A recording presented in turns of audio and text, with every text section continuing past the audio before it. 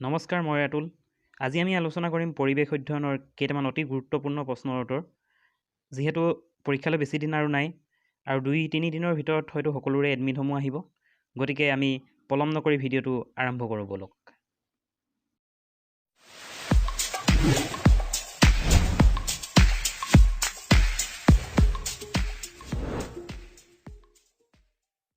প্ৰথম প্ৰশ্ন, ৰাষ্ট্ৰপতিয়ে ৰাজ্যসভালৈ মনোনীত কৰা সদস্যৰ সংখ্যা হ'ল। অপশ্যন দিয়া আছে ক 12 জন, খ 13 জন, গ 11 জন, ঘ 8 জন। ইয়াৰ শুদ্ধ উত্তৰটো হ'ব ক 12 জন। ৰাষ্ট্ৰপতিয়ে ৰাজ্যসভালৈ 12 জন সদস্য মনোনীত কৰিব পাৰে। পৰৱৰ্তী প্ৰশ্ন, নিৰ্দেশক নীতিৰ ভেটি হৈছে।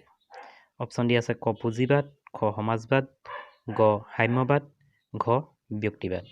ইয়াৰ শুদ্ধ উত্তৰটো হ'ব খ সমাজবাদ। নিৰ্দেশক নীতিৰ মূল ভেটি হৈছে সমাজবাদ। পৰৱৰ্তী প্ৰশ্ন, বিশ্বৰ প্ৰথমখন মুগা অভয়াৰণ্য ক'ত অৱস্থিত?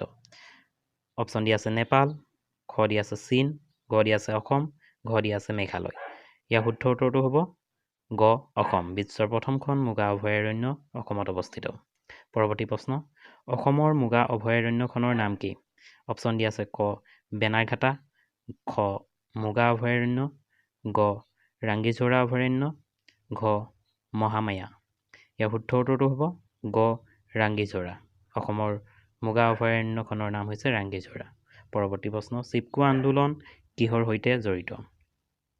অপশ্যন দিয়া আছে পানী সংৰক্ষণ, খ দিয়া আছে বনাঞ্চল সংৰক্ষণ, গ দিয়া আছে পৰিৱেশ প্ৰদূষণ, ঘ দিয়া আছে বাঘ সংৰক্ষণ।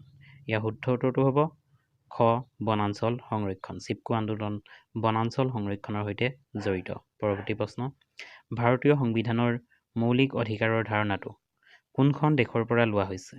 অপশ্যন দিয়া আছে ক ইংলেণ্ড, খ কানাডা, গ আমেৰিকা, ঘ ৰাছিয়া। ইয়াৰ শুদ্ধ উত্তৰটো হ'ব গ আমেৰিকা। পৰৱৰ্তী প্ৰশ্ন, লোকসভাক কোনে ভংগ কৰিব পাৰে? অপশ্যন দিয়া আছে ক অধ্যক্ষই, খ প্ৰধানমন্ত্ৰীয়ে, গ ৰাষ্ট্ৰপতিয়ে, ঘ উপৰাষ্ট্ৰপতিয়ে। ইয়াৰ শুদ্ধ উত্তৰটো হ'ব গ ৰাষ্ট্ৰপতিয়ে। লোকসভাক ৰাষ্ট্ৰপতিয়ে ভংগ কৰিব পাৰে।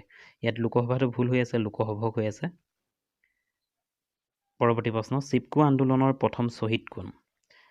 অপশ্যন দিয়া আছে ক আৰতিবাই, খ অমিতাবাই, গ লক্ষ্মীবাই, ঘ ভোগেশ্বৰী।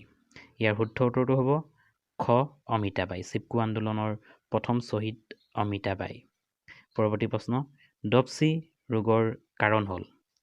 অপশ্যন দিয়া আছে ক প্ৰদূষিত পানী, খ প্ৰদূষিত তেল, গ প্ৰদূষিত বায়ু, ঘ প্ৰদূষিত মাটি। ইয়াৰ শুদ্ধ উত্তৰটো হ'ব খ প্ৰদূষিত তেল। পৰৱৰ্তী প্ৰশ্ন, পৰিৱেশ সংৰক্ষণৰ বাবে প্ৰথম সাংবিধানিক ব্যৱস্থা লোৱা দেশখন হ'ল। অপশ্যন দিয়া আছে ক আমেৰিকা, খ ৰাছিয়া, গ ভাৰত, ঘ চীন।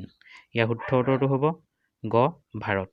ভাৰতেই প্ৰথম সাংবিধানিক ব্যৱস্থা লৈছিল পৰিৱেশ সংৰক্ষণৰ ওপৰত। পৰৱৰ্তী প্ৰশ্ন, নল সৰোবৰ পক্ষী উদ্যান ক'ত অৱস্থিত? অপশ্যন দিয়া আছে ক অসম, খ গুজৰাট, গ হাৰিয়ানা, ঘ ৰাজস্থান। ইয়াৰ শুদ্ধ উত্তৰটো হ'ব খ গুজৰাট।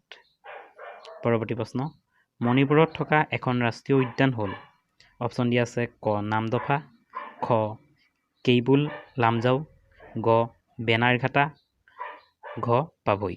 ইয়াৰ শুদ্ধ উত্তৰটো হ'ব খ কেইবুল লামজাও। বন্ধুসকল, আজিৰ ভিডিঅ'টোত ইমানেই আছিল। ধন্যবাদ।